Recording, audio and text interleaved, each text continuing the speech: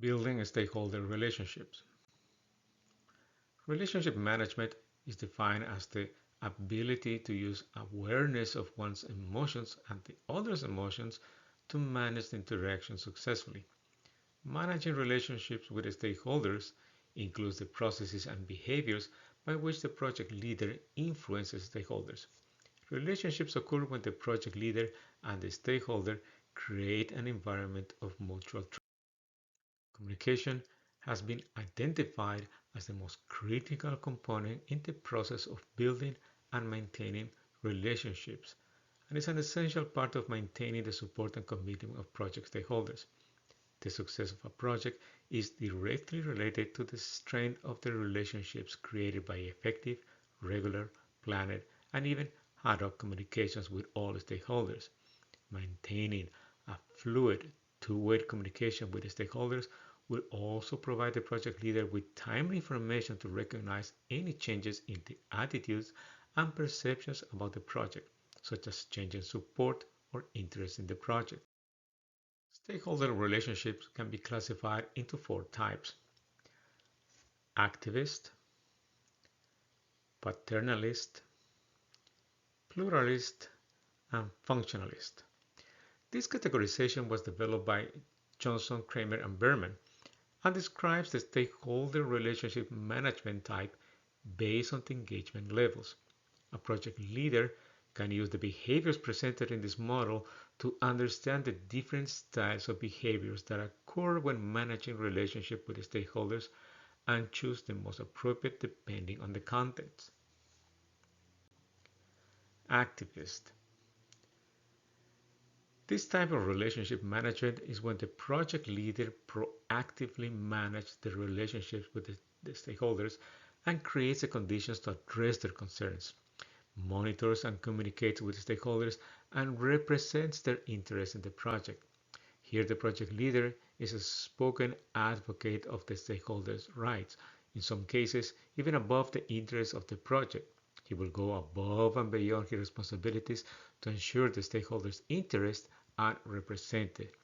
Here, the focus of the relationship is how the project can support the interests of the stakeholder. In the paternalistic style of relationship management, the project leader makes decisions with little input from stakeholders. He believes he knows what is best for them and manages the relationship. The project leader and the team define how each stakeholder relationship should be managed and what issues or concerns have a priority. The project will focus on a narrow group of stakeholders, only on those whom they believe will benefit the project. In this style, stakeholders have little opportunities to voice their concerns. Here, the focus of the relationship is on how the stakeholders can support the project. In the pluralist style, the project leader provides high levels of openness to stakeholders' perspectives, opening multiple channels of two-way communications. Based on these interactions, the project leader will develop the conditions and opportunities to address the concerns of the stakeholders, balancing the interests of the project and the stakeholders. The focus of the relationship is on both the concern for the stakeholder and the concern for the project. The functionalist relationship style is a reactive relationship approach. The project leader has limited interactions and limits communications and engagement with stakeholders only when it's necessary. Decision making and participation is limited. Here, the project leader doesn't believe stakeholders can contribute to the project goals. This approach is low on concerns of the stakeholder and the project. This approach can increase the risk to the project as stakeholders can become dissatisfied with this type of relationship approach. The stakeholder community is always changing. Some leave and new ones enter. Even stakeholders change their level of interest and influence in the project. As the project moves through its different phases, different stakeholders might have different types of interest and involvement in the project. Some may be interested on outputs, while others on outcomes. Building relationship is not a one-time event. It is a continuous process built on fairness, transparency, empathy, and trust, and should reflect the dynamic nature of these relationships. Principles of stakeholder relationship management. To help project leaders manage the relationship with the stakeholders, it's important to have a set of basic principles that will guide the actions and behaviors of not only the project leader, but by everyone involved in the project. These principles are based on the need to balance project goals with the stakeholder needs.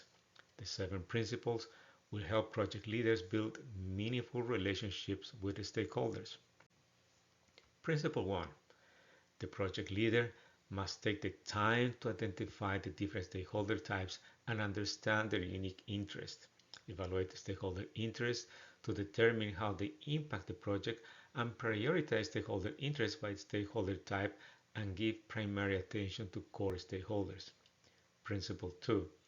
The project leader must carefully listen to the needs of the stakeholders.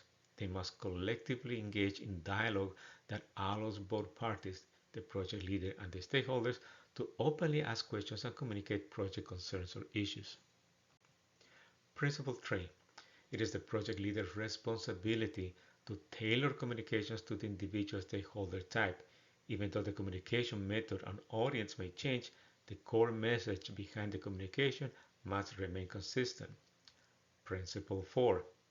In order to ensure that the stakeholders remain engaged in the project leader should ensure that all stakeholders are treated fairly and impartially, even if they have little influence or their contributions and support to the project is small. Principle 5. It's important for the project leader to proactively develop partnership with the stakeholders that have high influence and high interest in the project. Principle 6. The project leader should identify all stakeholders that are potentially impacted by project risks and open dialogue with them about these risks, seeking their input in the development of solutions. And finally, Principle 7. The project leader must seek to avoid potential conflicts caused by the struggle to attend the needs for meeting the project goals with the needs of project stakeholders. The project leader should encourage the implementation of a process that will create this balance and give stakeholders equal consideration.